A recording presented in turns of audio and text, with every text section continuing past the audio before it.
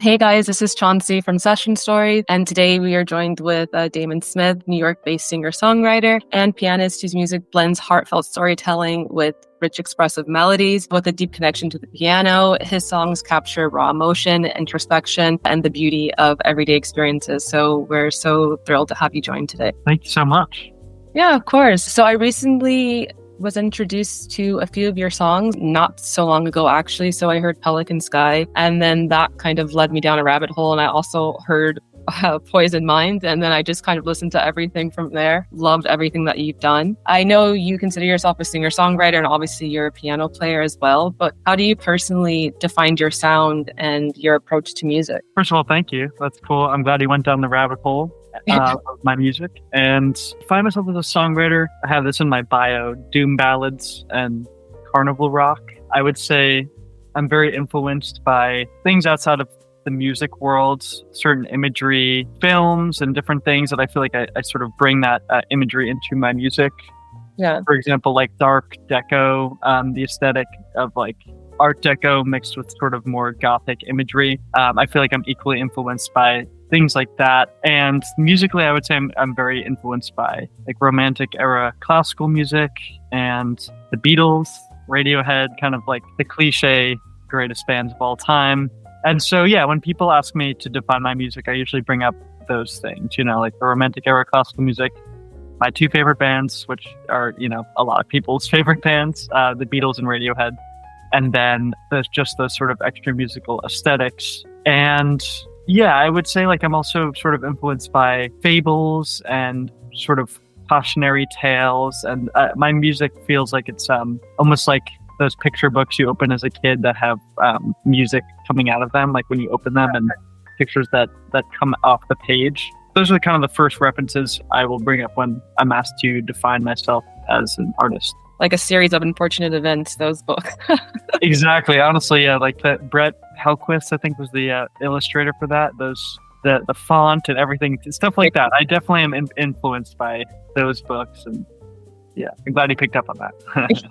So I would say your music definitely carries like strong emotional depth. I especially get a sense of this when I listen to Poison Mind, which I don't want to sound cliche, but it nearly brought me to tears, especially the very last line where it was like, I can't remember the exact lyrics, but something along the lines of just like, I'll make sure you're not left behind. I don't know. That song really resonated with me. Yeah. Sorry. Back to the question. So your music carries a lot of strong emotional depth. Do you think that comes from the lyrics, or do you think it comes from the melody or the way you play the piano? Well, thank you, first of all. And I usually write the melody first. So like the melody kind of dictates for me what is going to show up lyrically. And so, yeah, with Poison Mind, it's funny because that last line, I changed it at the last minute to be a little bit more positive because the whole song was just very negative, but I really wanted to convey something positive with it. And so that last line, I won't let you get left behind, was like added at the very end. And I think it was like pretty important to the song. Yeah, usually the melody comes first and then sort of lyric ideas will just show up in my subconscious, whether it's like a few words or a full phrase. I'm not really sure where that comes from, but that sort of sends me on a journey to like finish this idea where I don't know where it's coming from necessarily, but I think it was just the phrase Poison Mind came to me and then I sort of built the song around it. And I think one special thing about your music is that it does tend to have this organic and kind of live feel to it. So I was just curious, how much do you allow like improv to shape your recordings? That's a great question. I actually went to school for contemporary improvisation. That was the name of the degree that I got at New England Conservatory. So improvisation is like a huge part of what I do. Usually when I come up with these melodies, because like I said, those are the first things that usually are generated. I'm improvising for a few hours. Some people call it like seed gathering.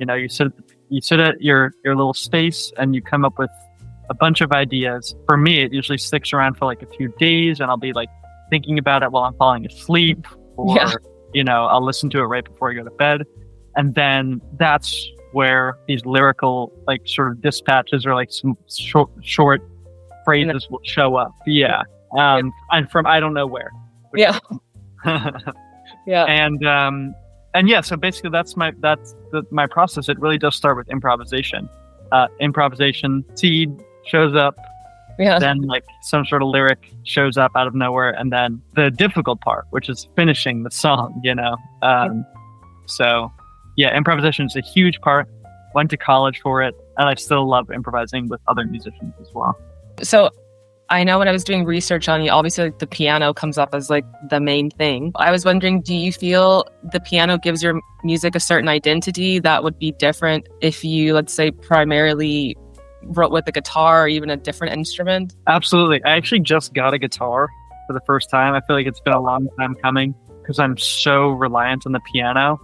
Yeah. Possibly over-reliant on the piano. I think piano is just such a big part of my music's identity. It really shapes how I craft the songs. Like when I'm writing songs on guitar, I realize they sound completely different.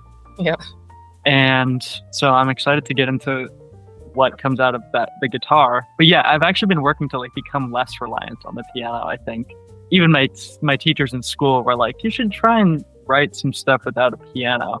But it's just, I love the piano so much, and I love just sitting down. I love the process that I described before of just like sitting down, improvising, coming up with ideas. And I feel it's so easy for me on the piano at this point because I've been playing for so long, and I've learned so many songs at this point because of my job and, various jobs that I've had to do at piano karaoke bar. Oh, that's cool.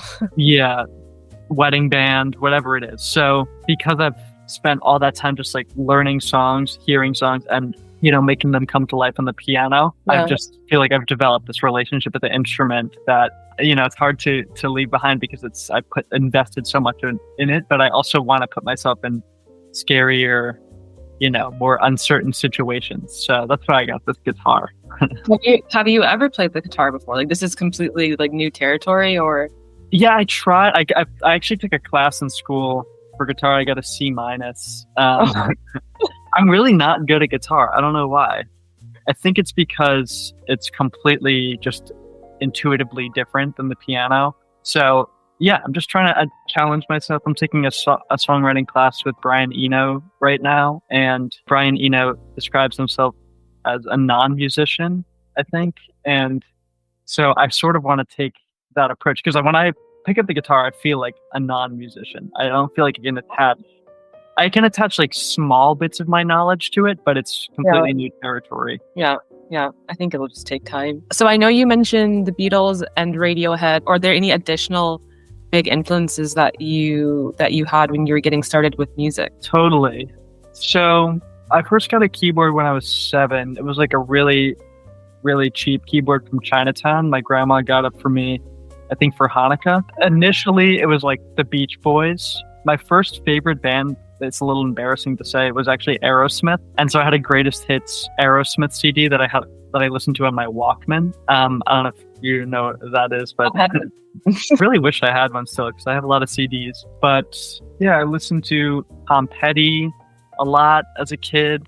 Yeah. And I do think that was very influential. Simon and Garfunkel, Joni Mitchell, Velvet Underground, The Clash. For some reason, those were like the groups that I really associate with like my early music listening days. Yeah. Kind of an eclectic group of people. And then my dad would play classical music as well in the morning, like Beethoven and Tchaikovsky. So I think all that stuff really informed me. And we watched a lot of Tim Burton movies as well. And people have commented on that, like Danny Elfman aspect of my music. I think that probably seeped its way in there. Yeah. So there's a really nice like juxtaposition with your music. Like the melodies are they're very kind of like melancholy and a bit poignant, and then the lyrics can also be quite serious and or have introspective themes. So my question to you is, how do you balance emotion between the music and the message? That's actually something I'm constantly working on. I'm at this stage where I want to actually work more on contrasting the lyrics with the music. I think for this, I finished an album recently, and it will be coming out this year. I think for this album, the lyrics really complemented the music, or like I talked about, were sort of came from the feeling of the music. Yeah. But yeah, my next goal is to really play with that contrast or juxtaposition of like, whoa, those lyrics are very different from the music. Why? So yeah, that was sort of the phase I was in, was like writing these really kind of complicated melodies, and then finding the words that just sort of came from my subconscious, and then filling it out with those melodies. And now I sort of separate the two more and like write these crazy melodies and maybe work on becoming more of a writer. You know, my parents are both reporters and writers, so Very nice. I've like pretty much never written a song starting with lyrics. So I maybe want to get more into that. I've been reading more books and stuff, which I took like kind of I think a lot of people took like a book reading hiatus because it's just the attention span is constantly bombarded. I love reading, but everything I read is quite morbid, so I don't know if that's a good thing either. Yeah. It's funny, you know, I gravitate towards certain things too. Like I can read a book about music really easily. Yeah. So the last album that you came out with was in 2022. It was called, I have to write it down, I'm horrible with names, When the World Gets Fixed. And you did that with your brother. You guys also have a band, right? Called Brightmares, which is such a good name. Oh, thank you. Will you guys do another album together that'll come out this year, or will it just be like a solo project with yourself? Or Yeah, so we actually have been in the studio working on a new album. I'm not sure if it will drop this year. We've recorded the first half of the album, and so we're going to go back into the studio this year and record the next half. And it's a cool process because like none of the songs are written yet, so we have to like, my brother and I will sit down and do like crunch time songwriting, which is basically what the Beatles did. You know, they would sit down and write the song, finish it. All right, we're done. It's so contrary to how I do things. I love to overthink things.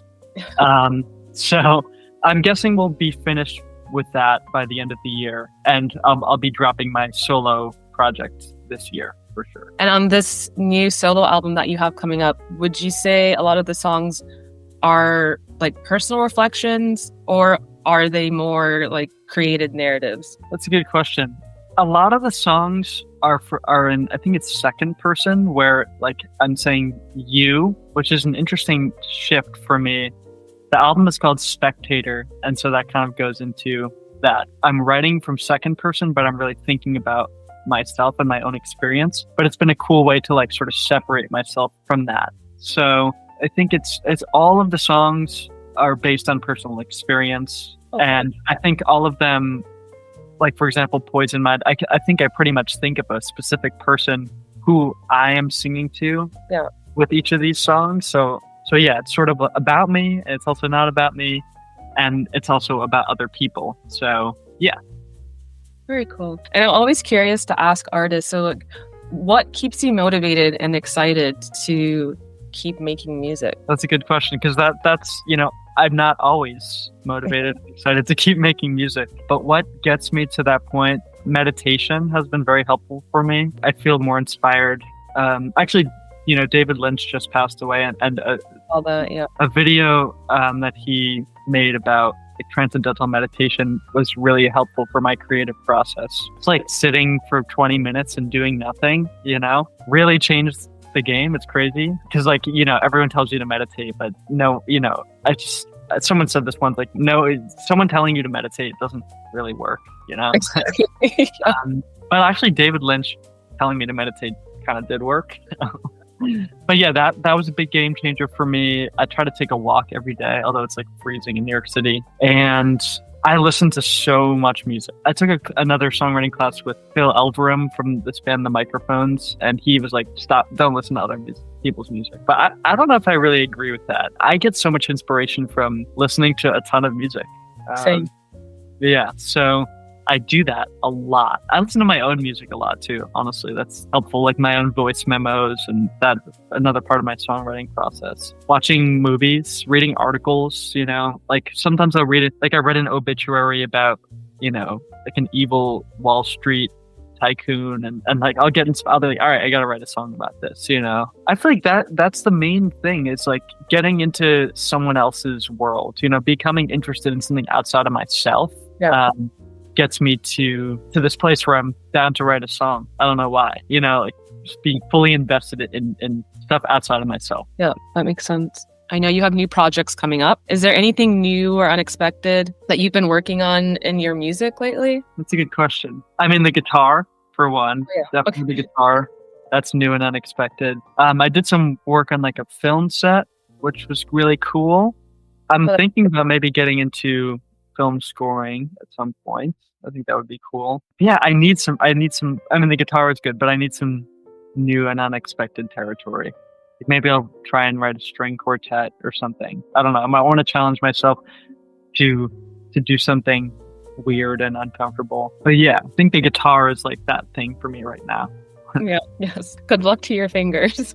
Thank you. Yeah, that's You get one of the started. main reasons that it's been challenging. I got nylon strings. So. Yeah, okay, that's good. And then ultimately, what do you hope listeners take away from listening to your music? I think sort of what I was just getting at earlier, which is seeking that feeling of being outside of self, becoming invested in what's going on with other people and the world, being present, being invested in contribution to others, and kind of want them to be a little bit haunted too. I don't know. Yeah.